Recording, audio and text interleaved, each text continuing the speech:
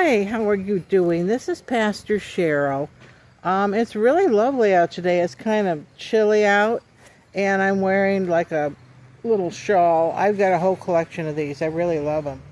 And anyway, today I was going to do something that I thought was a little long, and called The Fate of the Disciples. And I'm going to have to do some research on that to see, a little bit more history. For each disciple, all had a different fate. Some were boiled in oil, some were hung upside down, and horrendous things happened to them. So, we will do Exhortation to Fearless Confession. That's the name of it. Who named this, right? Who named these things?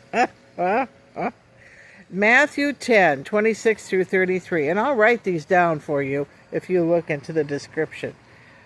Luke 12, 29, 2 through 29. Okay. Matthew edited the heck out of it. Luke has got more.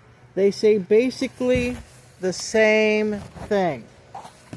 Same thing. Matthew. So have no fear of them, for nothing is covered that will not be revealed, or hidden, that will not be known. Then there's a big gap. What I tell you in the dark, utter in the light, proclaiming upon the housetops. Another gap. And do not fear those who kill the body, but cannot kill the soul. Another gap. Rather fear him who can destroy both soul and body in hell. And a really good sized gap. Are not 2 sparrows sold for a penny? And not one of them will fall to the ground without your Father's will? But even the hairs of your head are all numbered. Fear not, therefore you are more value than many sparrows. Okay. And a lot of gaps there. Luke says, nothing is covered up that will not be revealed, or hidden that will not be known.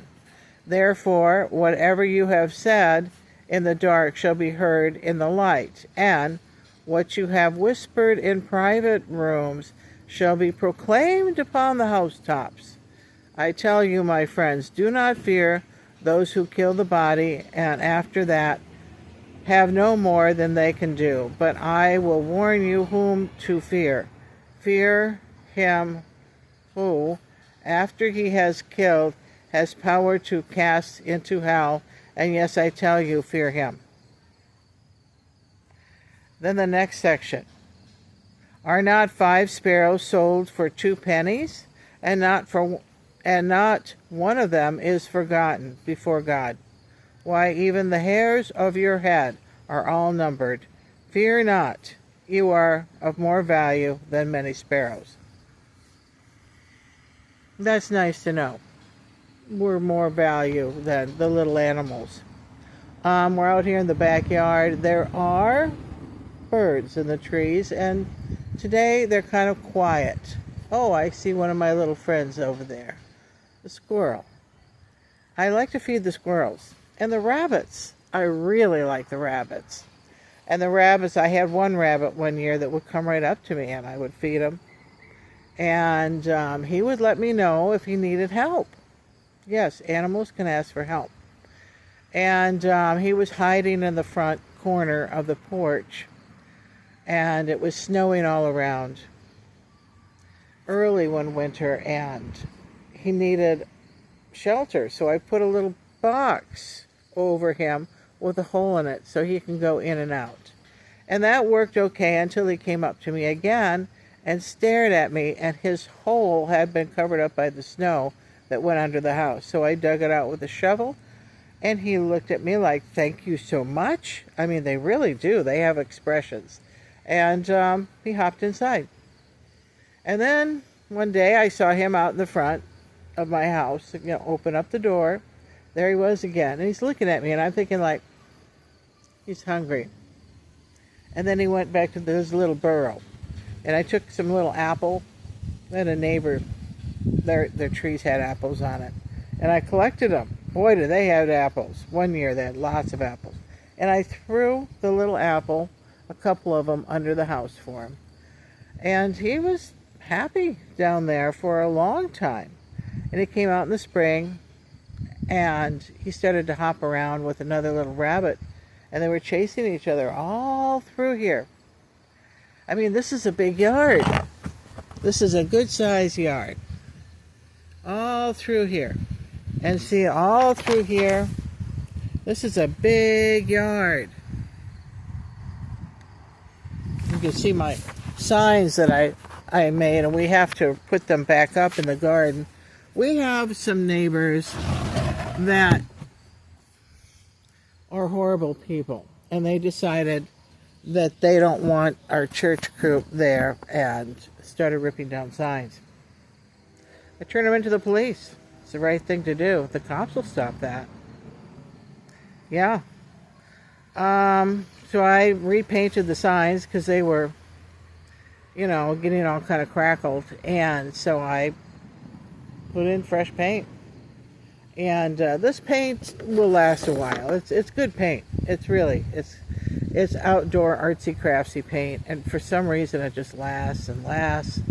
And I do like the yellow look. It'll match the one in the front.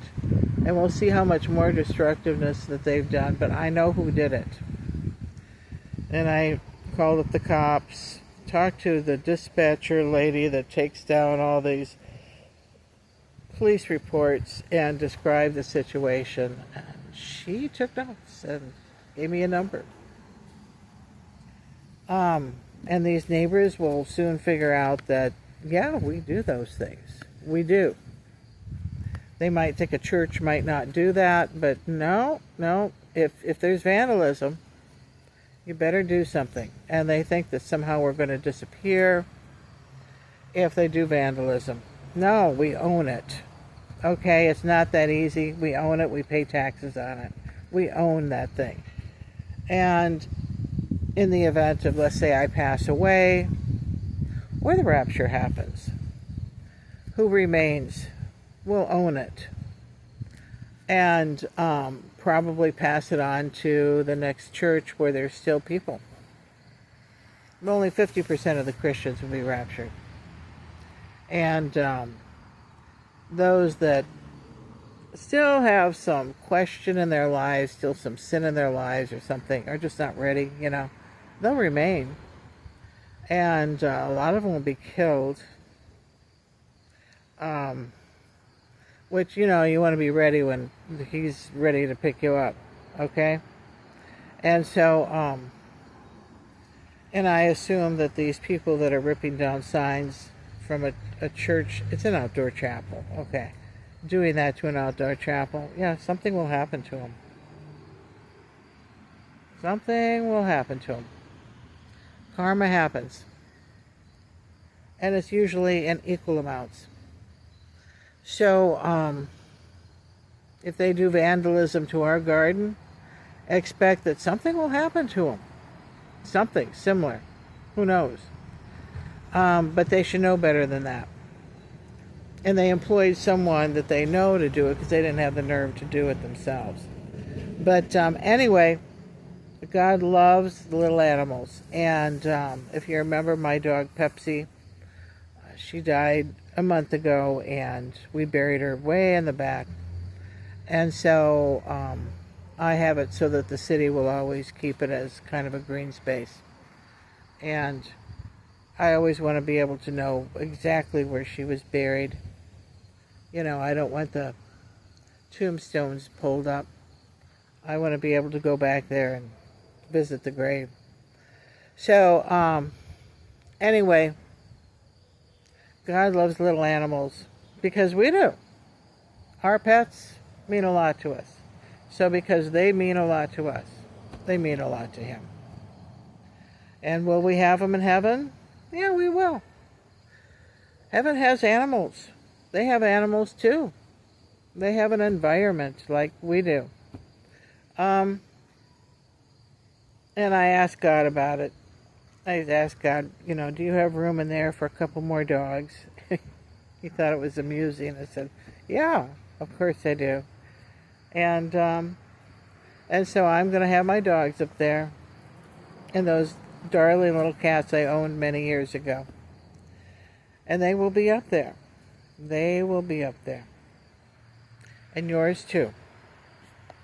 So anyway, the rest of this, things that will be hidden and no one knows and whatever, you kind of see how that relates to the guy that's been ripping down the signs and vandalizing our outdoor chapel. Something will happen to him. Something will happen to him. Yeah, karma happens. And it could end up in the news. I mean, if it's bad enough, and he's done something really bad, something else, it could end up in the newspaper, or the radio, or the TV. Yeah, I wouldn't put it past him. Wouldn't put it past him. But we are already out of time. We're out of time. So I will have to talk to you tomorrow or the next day. I'm taking a class over at Scott Community College. Lovely school. Lovely. And they happen to have the classes that I wanted and needed. So I'm going over there, and as a senior, I pay $10 per credit hour. And over at Blackhawk, and they did not have the classes that I wanted, that's free. So we got one that's close to free and one that is free. And so I could have fun taking classes that I really want to take. And get to know the teachers, get some references, and do the PhD thing online. Sounds like a plan, right? But I will see you tomorrow. Bye-bye.